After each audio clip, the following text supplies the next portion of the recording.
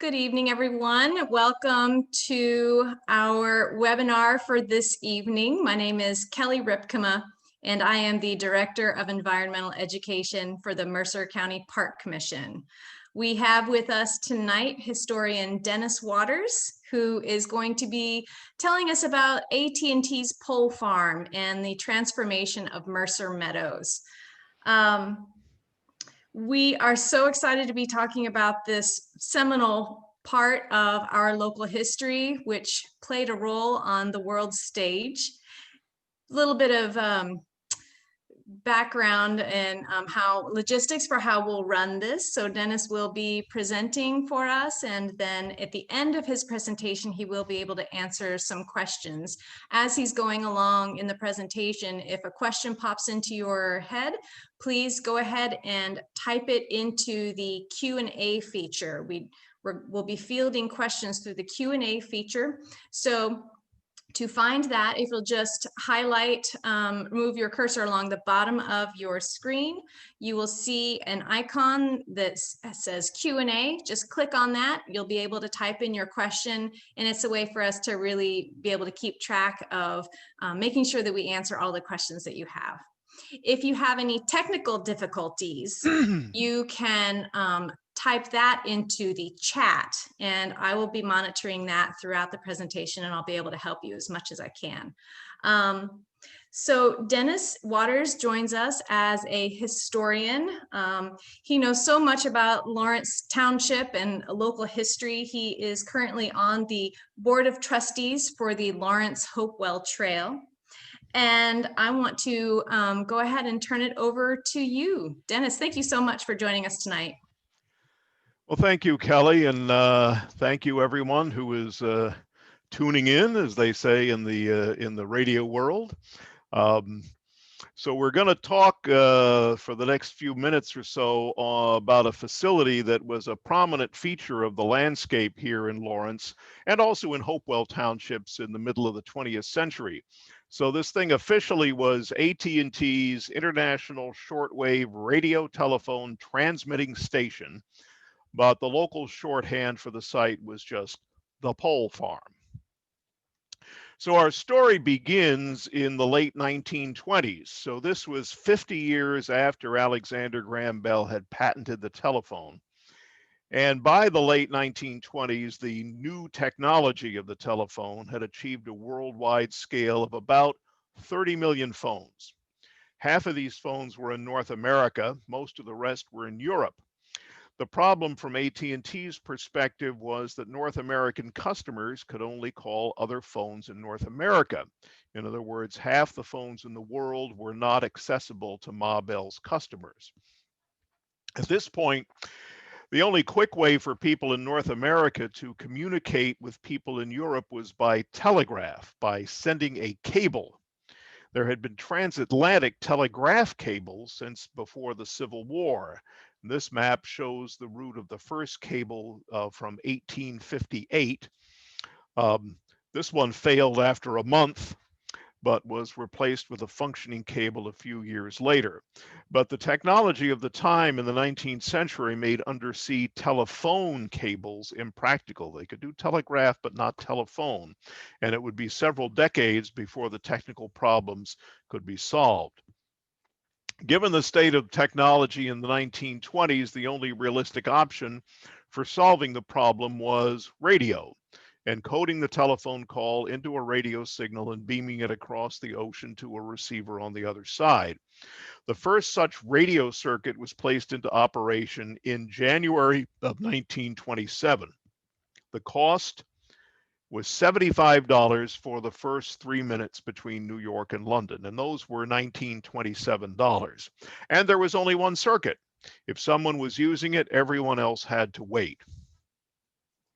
This is a photo of what may have been the first transatlantic call from New Jersey. Standing is Louis Bamberger, and on the phone is his partner Felix Fold. They were phoning Paris from their department store in Newark in March of 1928.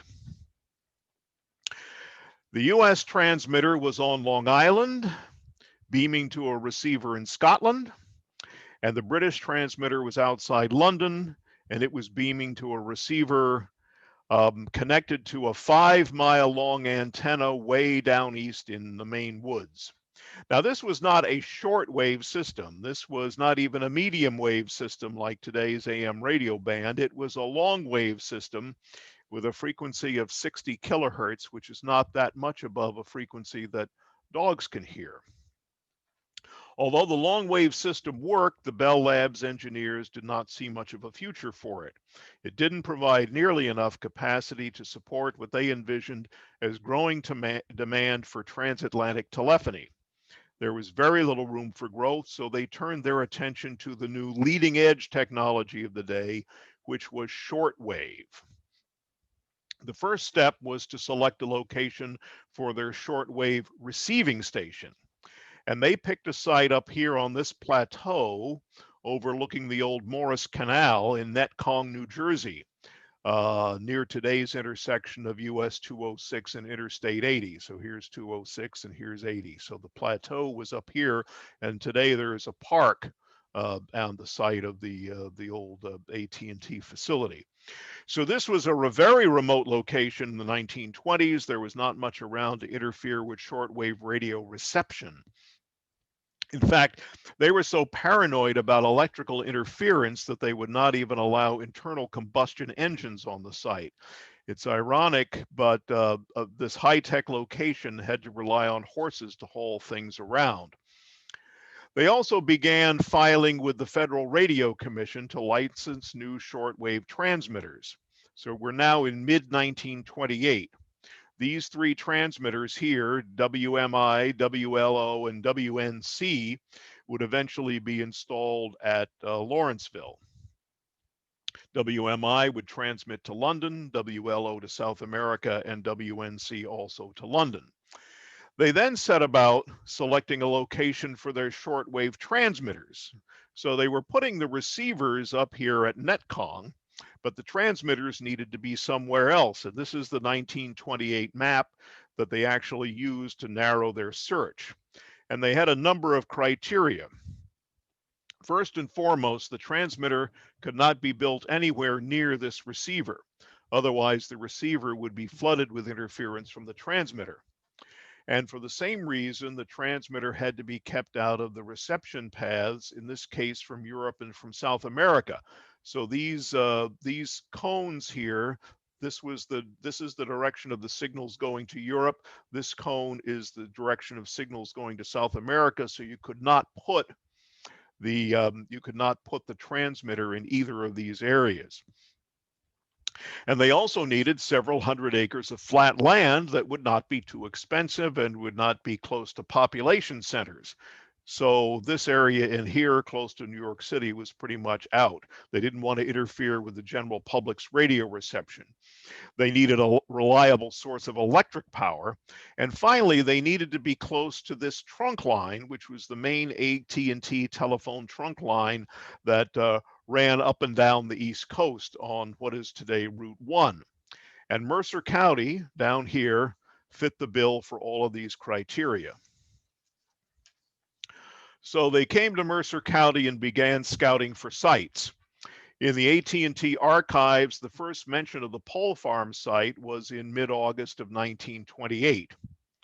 A week later, they had secured options to purchase the land, and a few weeks later, their engineers finished testing and pronounced the location suitable so that plans could proceed. Now, to go in and buy this much land in such a short amount of time required tremendous secrecy. The sellers were 14 local farmers, and as we know, farmers do not like to gossip among themselves. In any event, it did not take long for word to leak out, and so AT&T had to issue a hasty denial. Their official press person here says, "I made a close personal investigation and have been officially informed that if the buyer of the properties near Lawrenceville has represented himself as our agent, he is an imposter." So this was the 1928 version of fake news. And proving that some things never change, 2 days later, AT&T turned around and confirmed that yes, in fact, it was them that had bought all this property in Lawrenceville and Hopewell.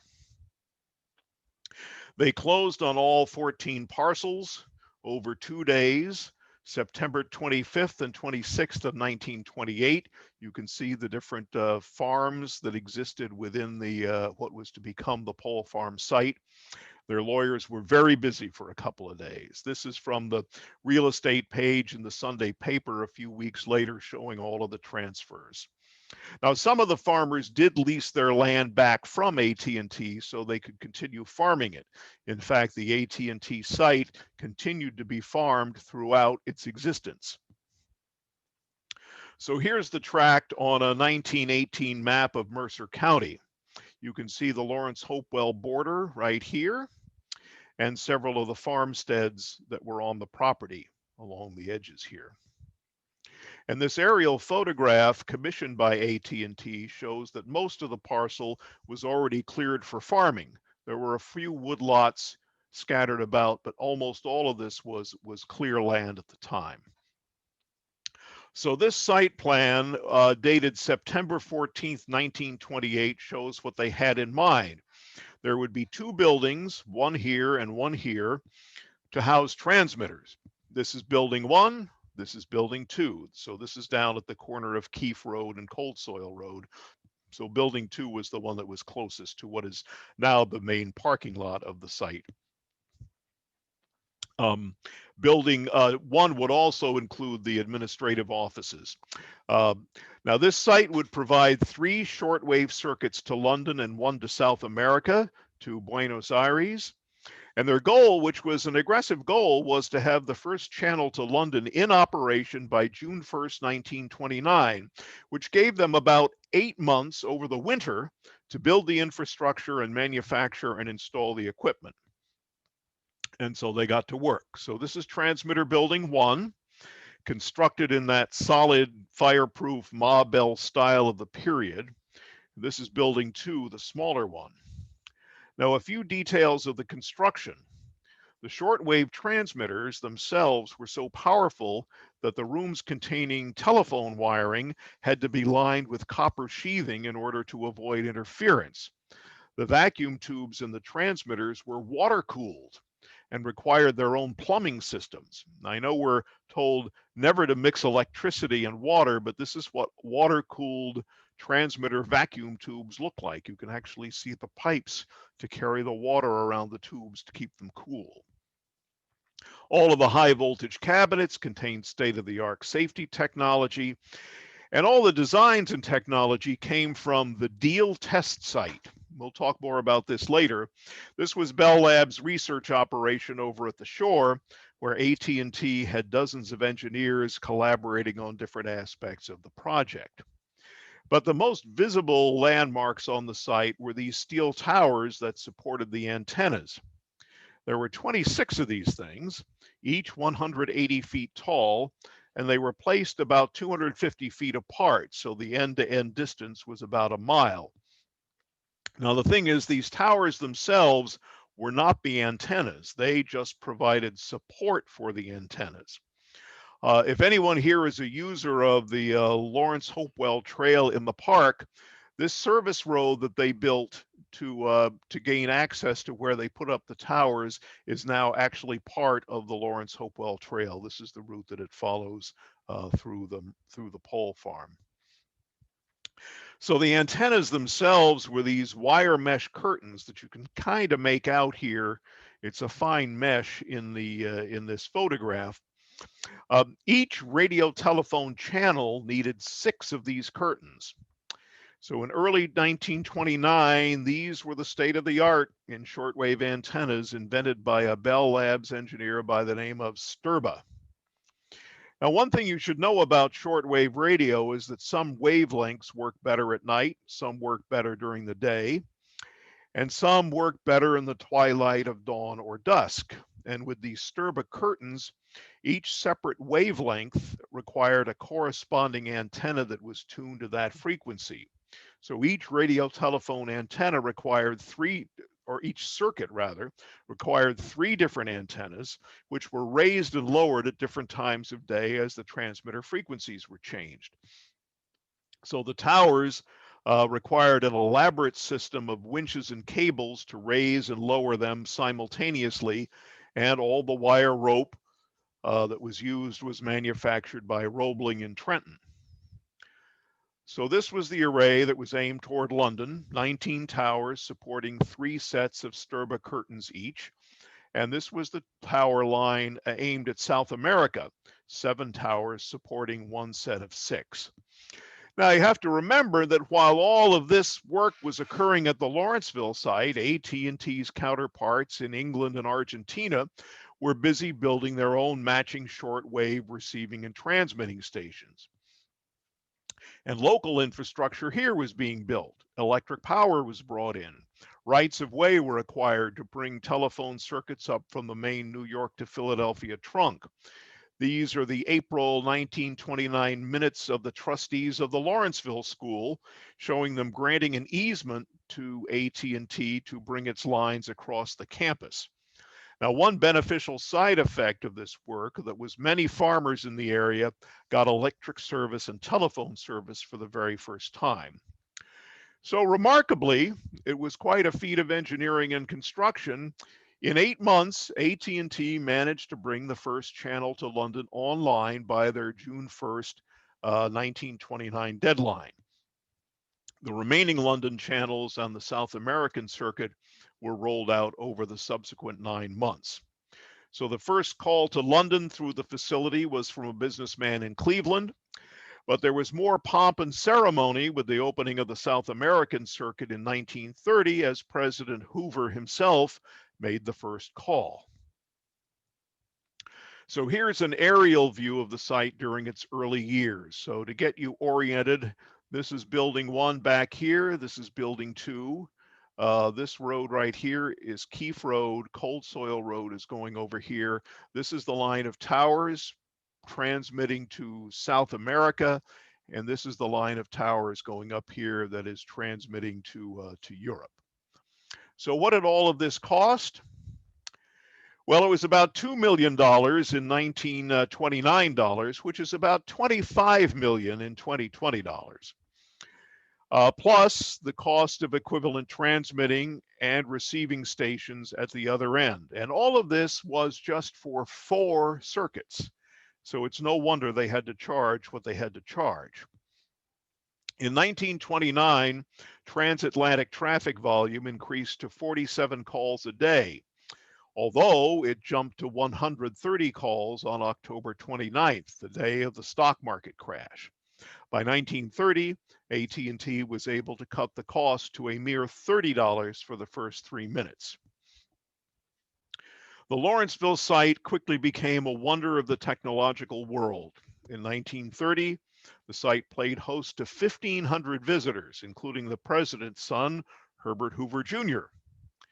And no sooner had the circuit to Argentina been activated than, true to stereotype, there was a military coup, and the New York Times breathlessly reported that their journalist in New York had actually spoken by telephone with the new Argentine president in Buenos Aires. And then in 1931, the president in Washington conversed by telephone with Treasury Secretary Andrew Mellon, who was traveling in Paris. This was big news. In 1937, the site even warranted a visit from one of Life magazine's top photographers, Margaret Bourke-White. And of course, the center stage were these steel towers and the Sturba curtain antennas. Underneath the gee whiz popular technology was a lot of serious leading edge innovation. Engineering journals of the day provided a running account of the latest transmitters and antennas, and of greatest practical use were innovations in what is called multiplexing, the ability to transmit more than one phone conversation on a single radio channel. The first single sideband system was installed in 1936, and that doubled the capacity of the pole farm. So here are a few of the Bell Labs engineers standing in front of Building 1. This is Sturba, the antenna man, here on the end with the spats. Not in the picture were 2 other key members of the engineering team, Lloyd Espenscheid, who later was the co-inventor of coaxial cable that we all have in our homes, and was the winner of the IEEE Medal of Honor. And another one, Frank Cowan, who was the namesake of a scholarship fund set up by the Institute of Electronic and Electrical Engineers. But the guys who actually ran the transmitters were these guys. These were the radio men. Almost all of them were ex-Navy, trained in radio during the First World War. In fact, throughout its history, the Pole Farm hired almost all of its radio men from the Navy. They were well trained and they obeyed order. The chief radio man was this guy here. This is Herman Schoenberger, who insisted that everyone call him Skipper. So this photograph was taken around 1935. By this time, you can see that they had painted the towers. You can see the striping. Now, today, these towers would be painted red and white, but then the colors of choice were yellow and black, the Pittsburgh sports team's colors. Now, there was a very good reason that the towers were painted. Shortly after the site was built, Charles Lindbergh moved to White Cloud Farm about a mile away along Cold Soil Road. He used the nearby farm fields for takeoffs and landings and used Blackwell Road for navigation. AT&T was well aware of the public relations disaster that would ensue if one of America's great heroes crashed into a tower.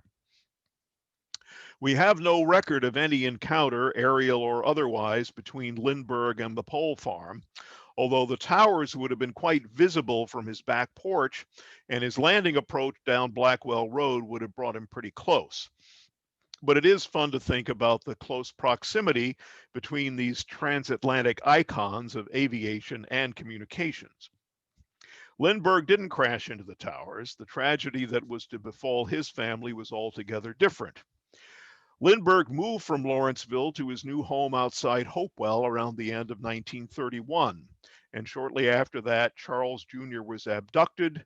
The infant's body was found 2 months later in the woods near Mount Rose between Lawrenceville and Hopewell. The closest telephone facility was the Pole Farm. And for a few days, it became the communications hub for media reports going all over the world. They even ran a phone line from the Pole Farm out to the site where the body was found. It was also used as a command post for New Jersey State Police, whose Superintendent Norman Schwarzkopf Sr. would later move to Lawrenceville. When the site was designed in 1928, the Sturba antennas were the state of the art. But the original Sturbas were not just the first, but also the last to be installed at Lawrenceville. Innovations in antenna technology were taking place at the same time, and change was rapid.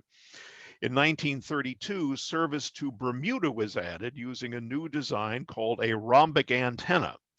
And you can see this first rhombic antenna out here adjacent to Building 1. This thing right here was transmitting to Bermuda. Besides being smaller and cheaper, rhombic antennas offered many technical advantages over the Sturba curtains. This is a single rhombic. It was being viewed from the top. Each antenna required 8 80-foot wooden poles for support and occupied about 5 acres. So they'd have a pole at each of the corners and then supporting poles midway down each of the sides. You can see this is a corner pole here, and you can see the antenna wires kind of coming in and meeting the pole there near the top.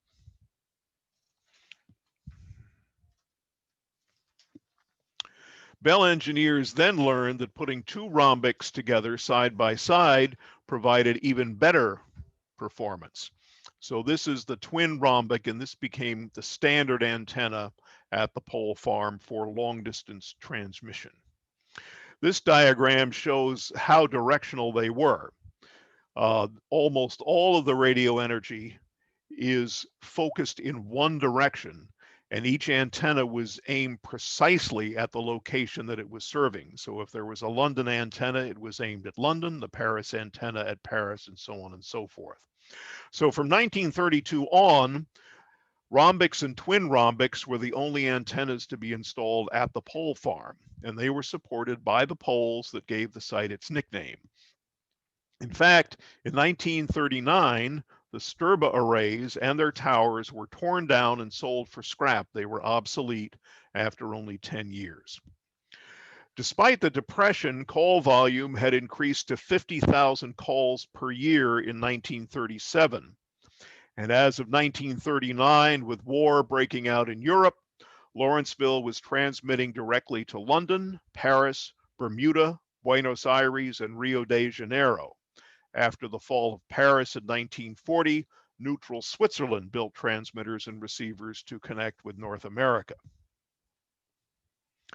After the attack on Pearl Harbor, December 7, 1941, the British Prime Minister phoned the American president, and the U.S. side of that conversation was beamed through Lawrenceville.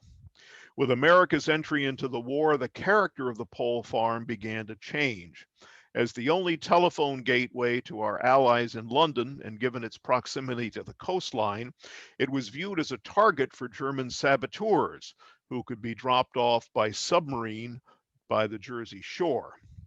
The site had never before been worried about security. It had always been open, and much of it was still farmed, so fences were built, lights were installed, and armed guards were posted. When the Signal Corps training facilities at Fort Monmouth began to overflow, the pole farm began training Signal Corpsmen here. More than 1,000 received their training at the pole farm. But perhaps the most interesting story of innovation during the Second World War did not involve something that happened at the pole farm, but rather something that could not happen at the pole farm. And that was that the AT&T shortwave system could not provide a secure communications link. Prior to the war, all the radiotelephone systems around the world, including Germany, used a simple form of analog scrambling, shown here. It was enough to deter casual eavesdropping by amateur listeners with shortwave receivers, but it was not enough to deter a sophisticated enemy. To monitor phone traffic between the US and London, the Germans built a listening post in a former youth hostel a few hundred yards from the Dutch coast on the North Sea. Here, for example, is part of a transcript of a conversation in July 1942 between Churchill and a Mr. Butcher in New York. This was probably Captain Harry Butcher, General Eisenhower's naval aide. So basically, the Germans could hear everything that was transmitted through the pole farm. The only countermeasure that could be taken was censorship. Except for the highest ranking officials, all calls were monitored by specially trained operators in London and censored in real time if the conversation began moving in classified directions. To quote from this memo from the US Office of Censorship, it was the feeling of the British Prime Minister that these conversations should be monitored. British experience having shown that frequently high officials make indiscreet references which give information to the enemy. As you can see from the memo, this was put into effect in early 1942. The need for secure telephone communication across the Atlantic resulted in an intensive effort at Bell Labs to develop a more advanced form of encryption. The result of their work was a system known informally as the X system. This entire room full of equipment, including these turntables and disks, was needed to encode and decode one end of a single conversation. In London, they installed one of these for Churchill's use in the sub-basement of Selfridge's department store. This was the beginning of modern digital communications, and today the mobile phone you carry contains chips far more sophisticated than this entire setup. The X system was first tested in July 1943, and once the War Department had set up its own shortwave network based at Fort Myers outside Washington, all sensitive telephone traffic was moved off of the public AT&T network. By the end of 1943, the pole farm was relegated to unclassified conversations. One other communications development during the Second World War would have long-term implications for the pole farm. To support the D-Day invasion, the first successful undersea telephone cable was installed across the English Channel to provide 14 phone circuits between Britain and the continent. A dozen years later, this technology would be scaled up to cross the seafloor of the Atlantic. One lesson of World War II was that every country in Europe wanted its direct shortwave connection to North America. So this map shows coverage in 1949, all of these lines emanating from the Lawrenceville site. After the war, the pole farm began a 20-year run of what I like to think of as its golden age. Demand for international calling was growing. In 1946, AT&T added a story to its transmitter building 1 to provide additional capacity. And if you've ever wondered how to move a big shortwave transmitter, the answer is like this. It's like moving a piano with very little margin for error. By 1948, the site housed 31 transmitters beaming to 26 countries through 46 rhombic antennas. During thunderstorms, apparently, there was quite a light show inside these transmitter rooms.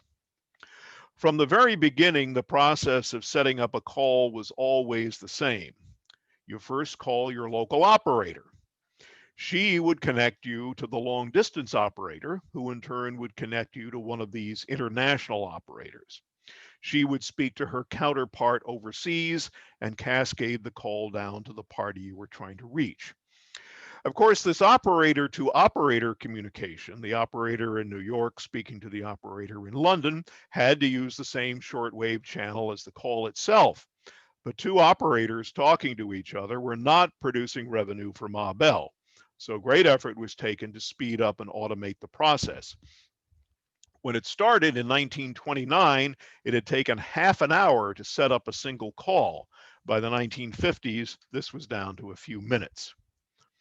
In 1955, for the first time, the facility handled 1 million calls, which grew to 2.5 million 2 years later. In 1957, a new wing was added to building number 1 to provide space for 24 more transmitters. This is a 1958 photo of the interior of the new wing. At this point, Lawrenceville was the largest radio telephone station in the world with a shortwave power output of 1 million watts. By the 1950s, the chief radio man was Ralph Coker. Here's Ralph. Here we see him visiting Lawrence Mayor Lloyd Carver on the steps of the old municipal building. Meanwhile, the number of antennas on the site continued to grow. By the 1960s, there were more than 2,000 poles. To accommodate the growth, the land was essentially clear-cut. Many buildings were torn down, orchards were cleared, and a few houses were moved off the property. This late 1940s site plan, here's building number 1, here's building number 2, shows that there was still an orchard and a farmstead building, the old Pearson farmstead at the end of Van Kirk Road. Here's Van Kirk Road, this is Cold Soil Road. And it also shows the scale of these twin rhombic antennas. So here is a twin rhombic antenna, and here is an orchard. So you can see that the rhombic antenna takes up about twice as much room as this orchard did, one single antenna. This is a 1963 aerial photo of the same area. Here's building 1, building 2, the intersection of Van Kirk and Cold Soil, and you can see that the orchard and the buildings there are gone. In all, 6 houses were moved from the site. They had been occupied by AT&T on-site management, but by the 1950s, more housing was available nearby in Lawrence, which was rapidly suburbanizing. This is one moving project from 1949, the Reed Farmstead house, which moved from Hopewell to Lawrence. Unfortunately, on its overland journey, it became stuck in the mud. And they actually had to wait for the ground to freeze that winter, and it did not arrive at its new destination until 1960. Here is the Reed Farmstead house at its new site on Cold Soil Road. There are several other houses along Blackwell Road, Cold Soil Road, and Keefe Road that were also moved off-site during this period. One other thing to note in this 1963 aerial, these white dots, I think you can probably make them out, These are the concrete foundations left over from the old steel towers that were torn down in 1939. And you know what? They are still there today. You can see them today. With only 830 acres to work with, and with each twin rhombic occupying 10 acres, AT&T really had to pack them in, as you can see here on this site plan showing the location of the antennas, each one aiming toward a different city. It's on a different scale, but I like to think of it as something like this. So at this point, the site had been almost completely stripped of trees, and all extraneous buildings had either been demolished or moved off the site. So this is the quintessential pole farm landscape, flat and treeless with lots of poles. For those of you who know the area, this is a view from Blackwell Road with Building 1 in the distance. Today, you could not see that. That is completely overgrown with young forest. During its peak years, the pole farm was a 24/7 operation with a total workforce of about 60. And the workforce was evenly divided between radio men and riggers. The radio men worked inside the transmitter building and took care of the electronics. The riggers were the linemen. They took care of the outside plant, the poles, the antennas, and all of the connecting wires. And their base of operations was the barn at the corner of Keefe and Cold Soil Road. So here are the riggers. And here we see them getting ready to install a pole near the Keefe Road entrance, and that's Cold Soil Road in the background.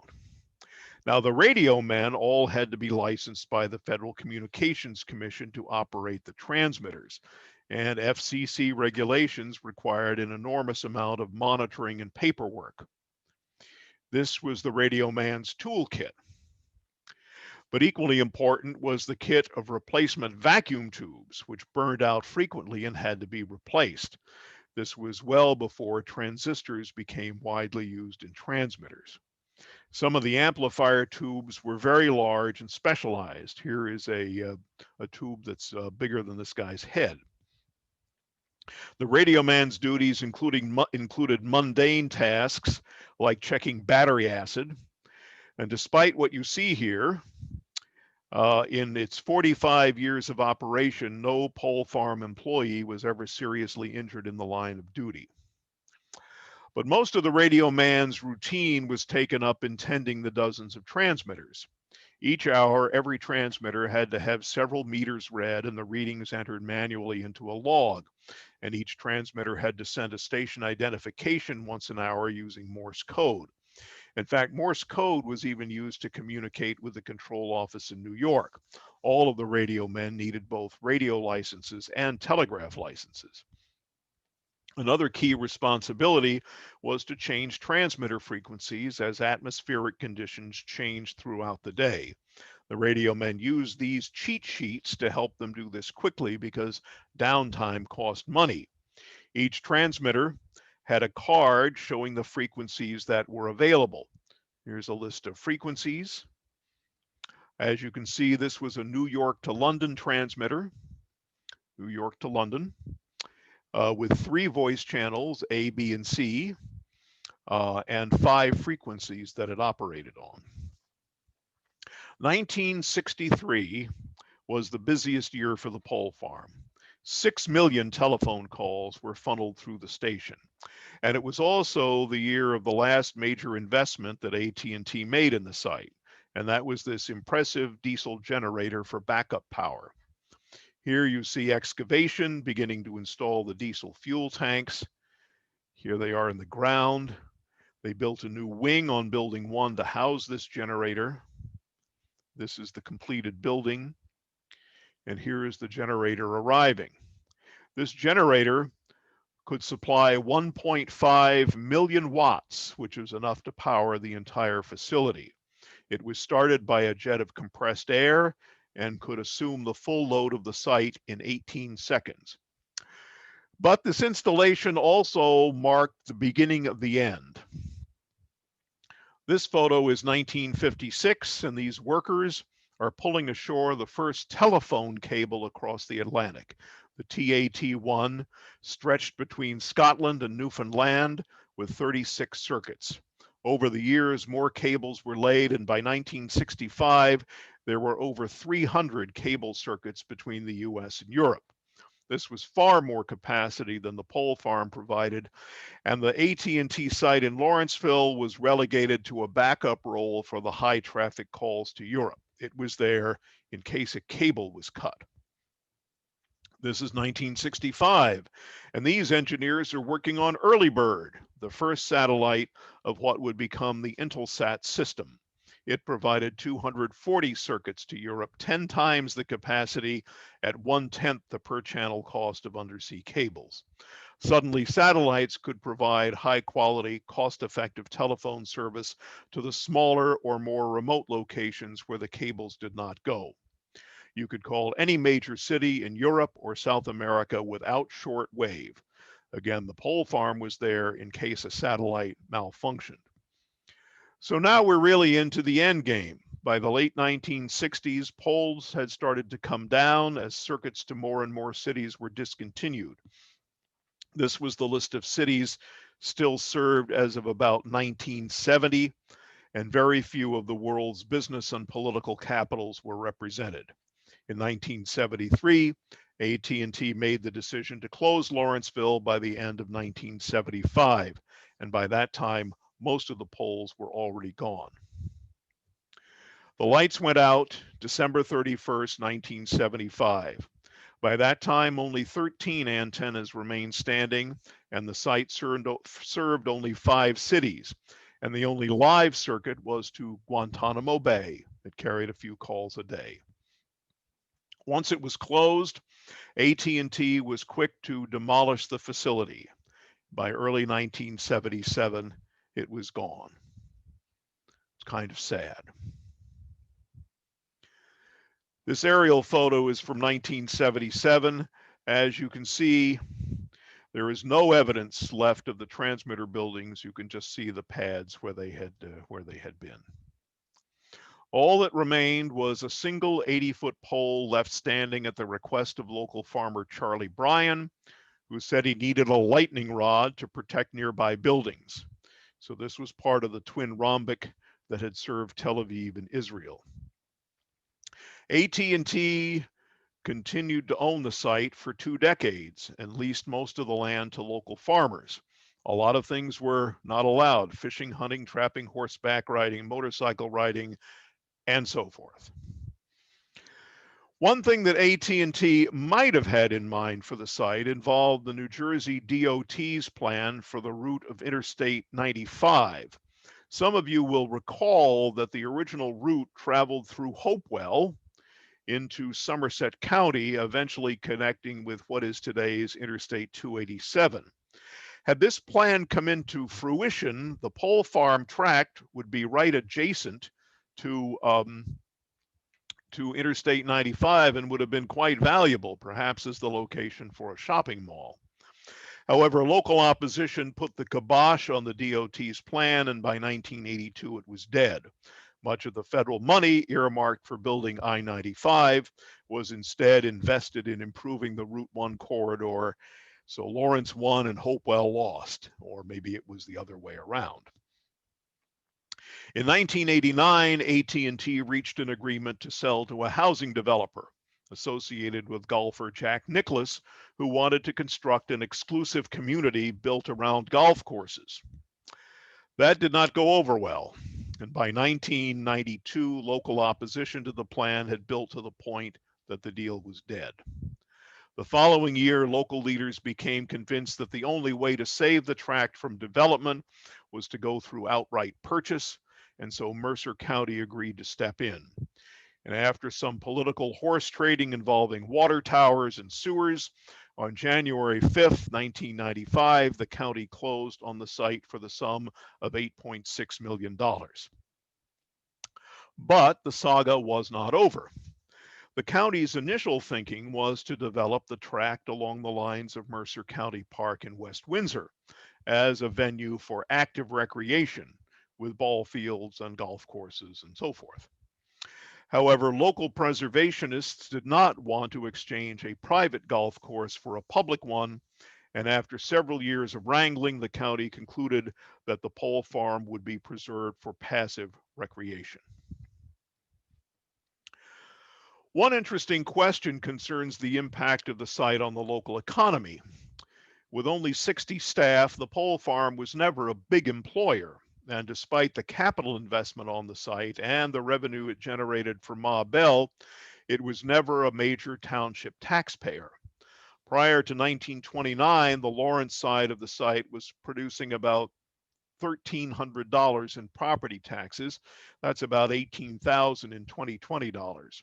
In 1930, AT&T paid about $5,800, which is $81,000 adjusted for inflation. In 1973, the Lawrence side of the site was assessed at $2.8 million, yielding a tax bill of about $47,000. That's about $250,000 adjusted for inflation.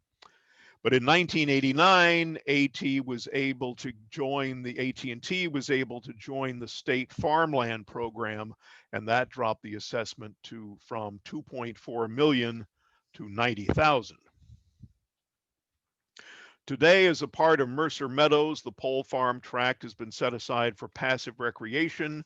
Many miles of new bike and hiking trails have been built, and interpretive displays tell the story of the site's role in telecommunications history. There are very few traces left of what went on here. And if you haven't already done so, I would encourage you to visit the site and the interpretive display.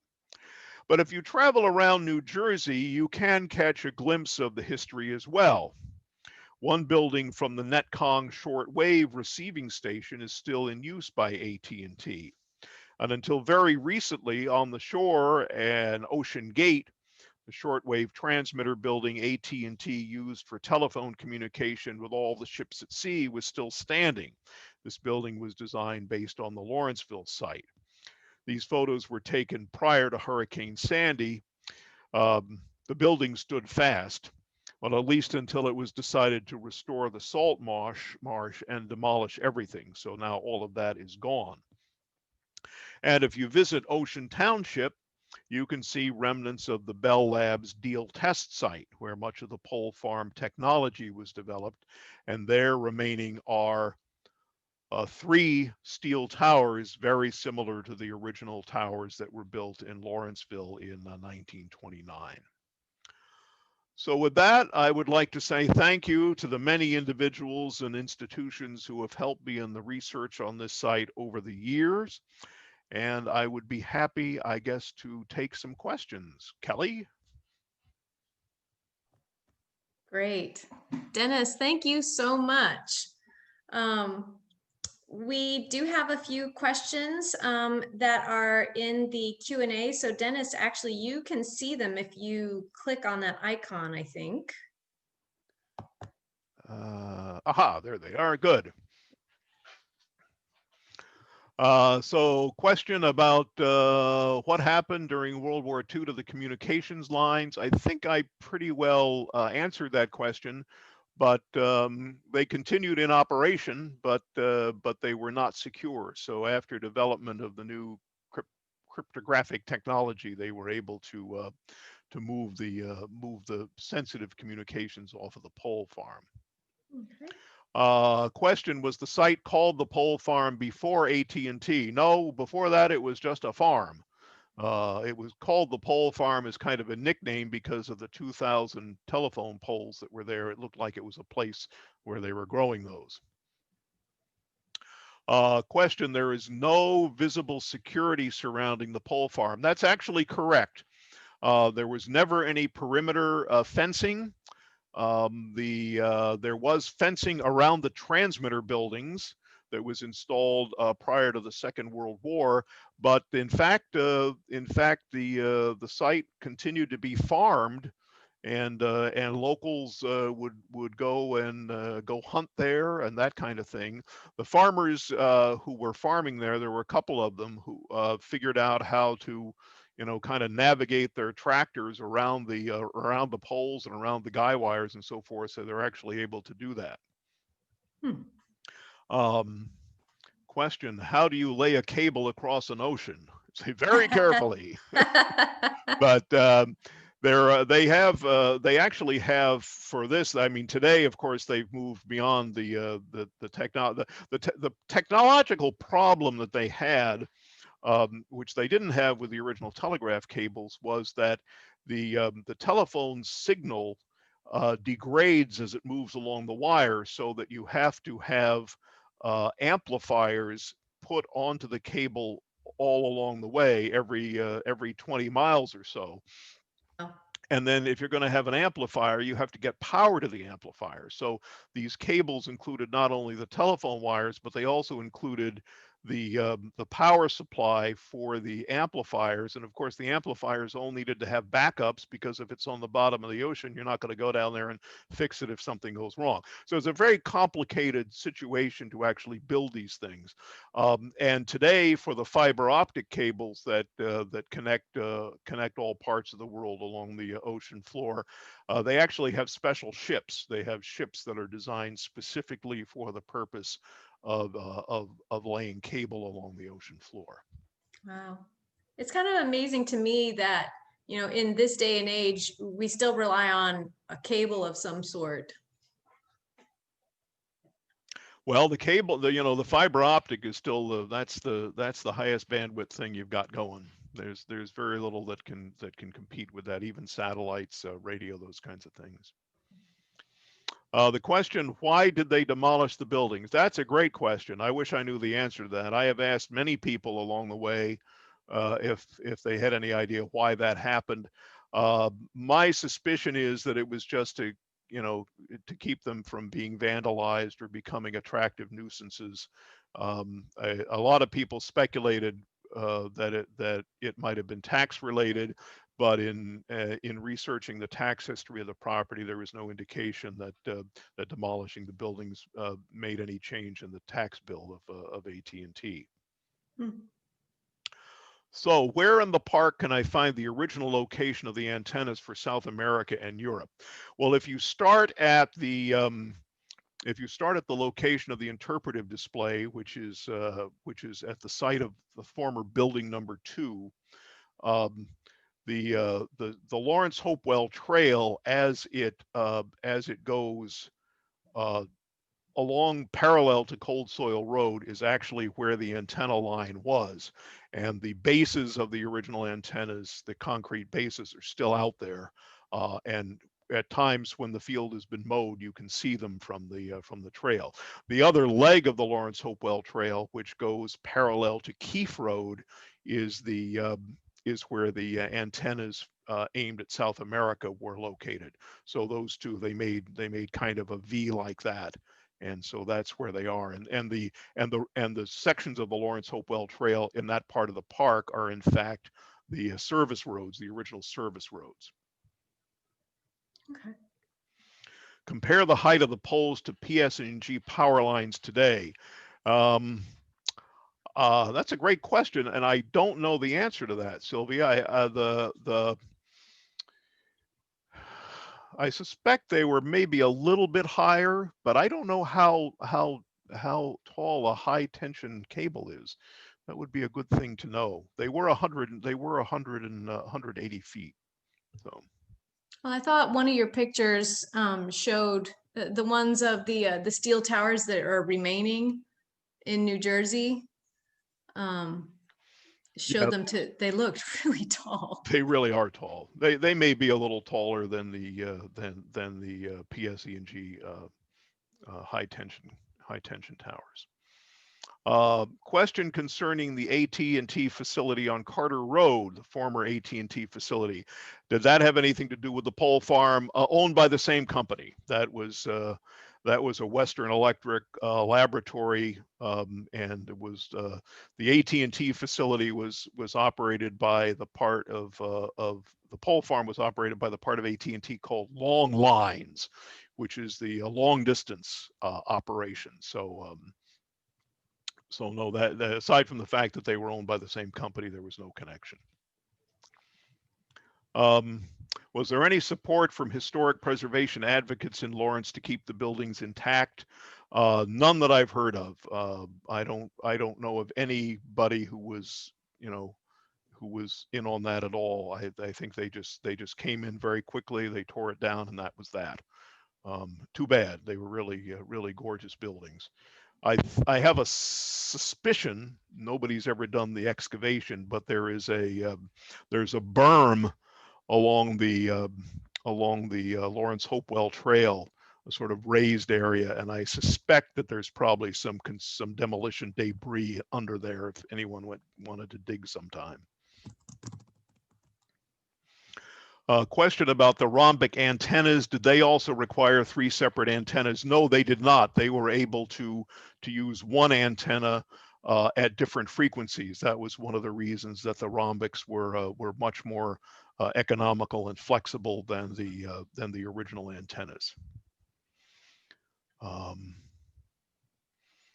Let's see. There's a comment here.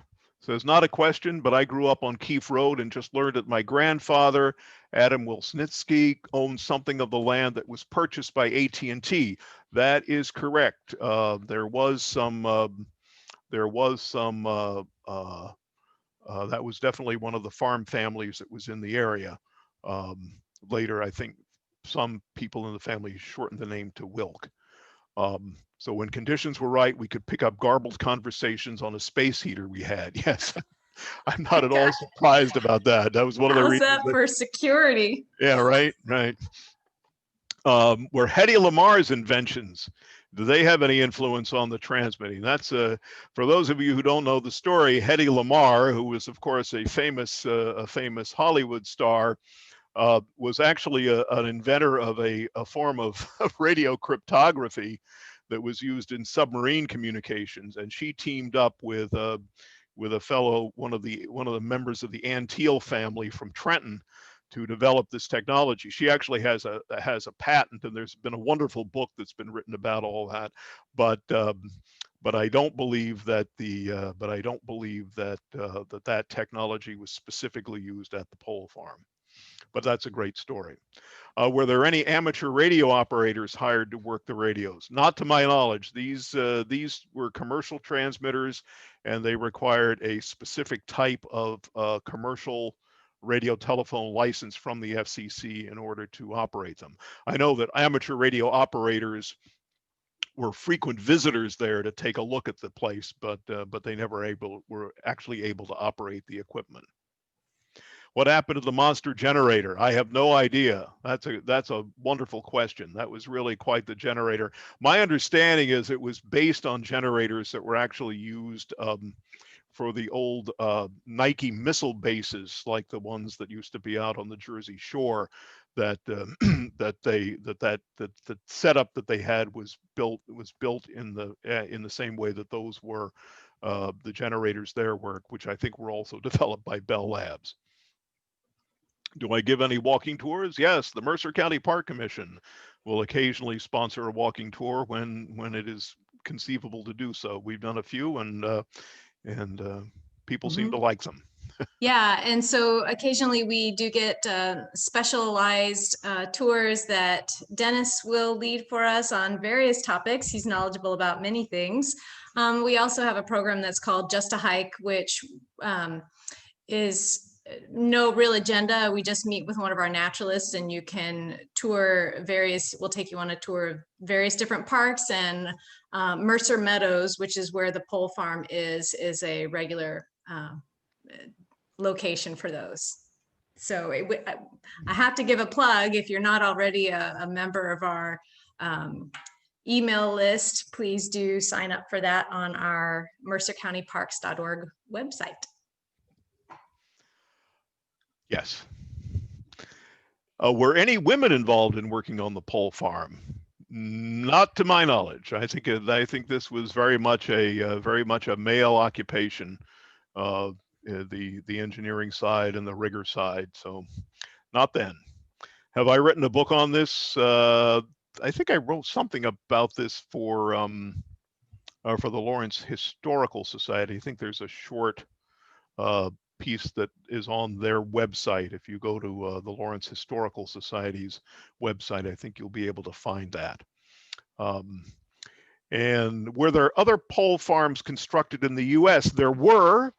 This one was serving Europe, the Middle East, Africa, and South America.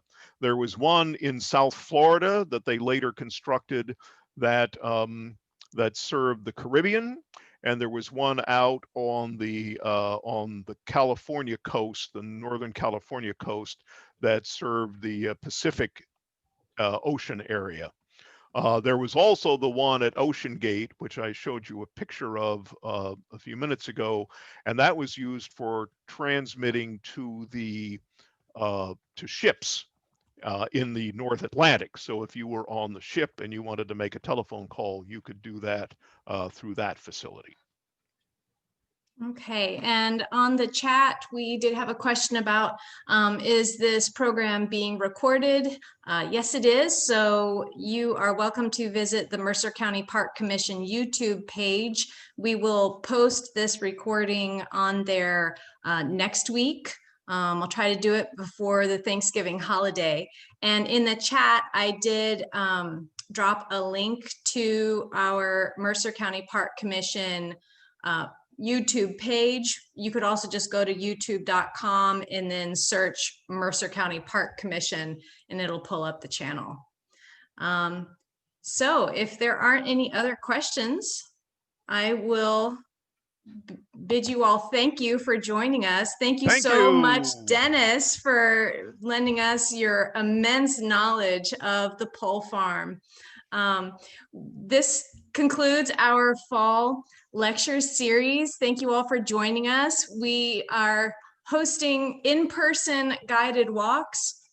So if you want to come visit us, please do go to mercercountyparks.org and find out about our programs. We would love to see you. Have a wonderful evening, everyone. Thank you. Good night.